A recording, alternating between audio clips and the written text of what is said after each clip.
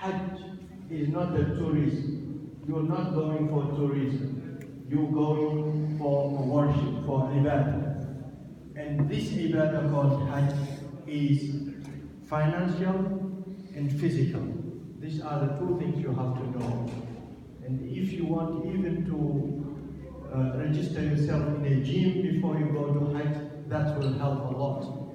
And you have to know that you're not going for a tourism, you're going for an ibadah, and it is one of the hardest ones. But believe me, if you do it because of the spiritual side of it, because you will be standing there and the Imam is reading, لا أقسم بهذا البلد وأنت حل بهذا البلد. You feel like you are inside the Quran because Allah is talking about the city that you are standing in. You will feel you are inside this religion, inside the Quran. You will see something very, very amazing, will let you forget all the awareness, all the financial issues. And after you come back, and these brothers, if you meet them after 1 week, they will tell you that they saw what they have asked Allah to give them. And this is just an observation, something I wanted to comment about. And I thank you very much for bringing to us, those beautiful remembrance of that beautiful place. Assalamu alaikum wa rahmatullah. This short, I would like to say thank you to the committee for giving us this opportunity. And we hope this tradition to continue in the years to come. All those people coming to Hajj to tell their experience. And we don't forget as the word deen is the nasiha. It's one hadith, deen nasiha. So us maybe we're giving our experience at the same time we're giving advice. That is deen nasiha. So hopefully this tradition will continue. I heard that before a few years back, all the experience of the previous brothers, they perform Hajj. And alhamdulillah, as we perform this year, and hopefully next year, other people they perform. So as I said before, we are happy to give us advice to those people going to Hajj next year. And finally, I would like to say about the climate there. So if you're going to Hajj next year, try to, when you go to Mecca or to Medina, not just to sit down in the hotel in the air condition. No, give yourself, that's what I used to do, give yourself 1 hour, 2 hour practice in the heat. Go around, just walk, go shopping, do something, at least 1 or 2 hours per day. Then the climate will be easier for you. Alhamdulillah, myself I didn't get that much effect in my legs, but I get effect in my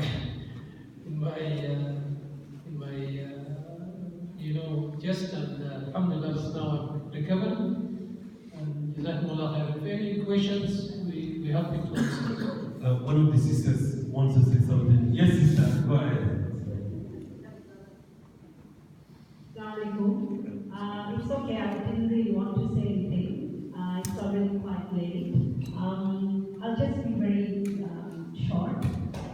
I can just say that it was a very rewarding experience for me, a very rewarding spiritual experience, and the feeling you have when you are at Kaaba and doing tawaf on the floor of Kaaba Sharif. It's really amazing.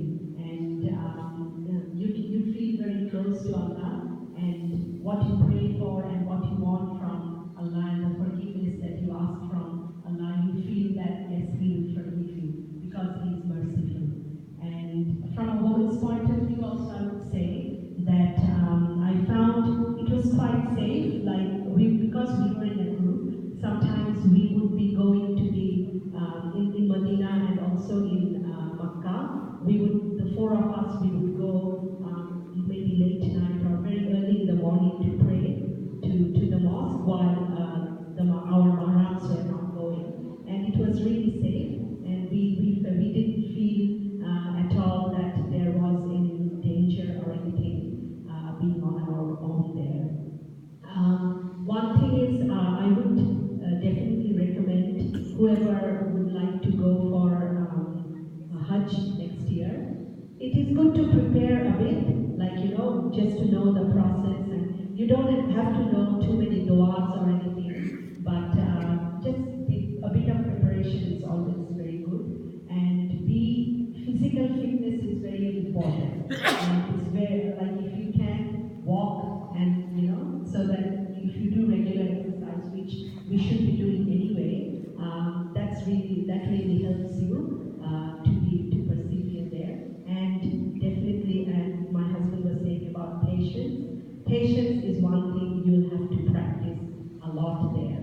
And believe me, anybody can. Like, if you are patient, you can get over a lot of hurdles a lot more easily.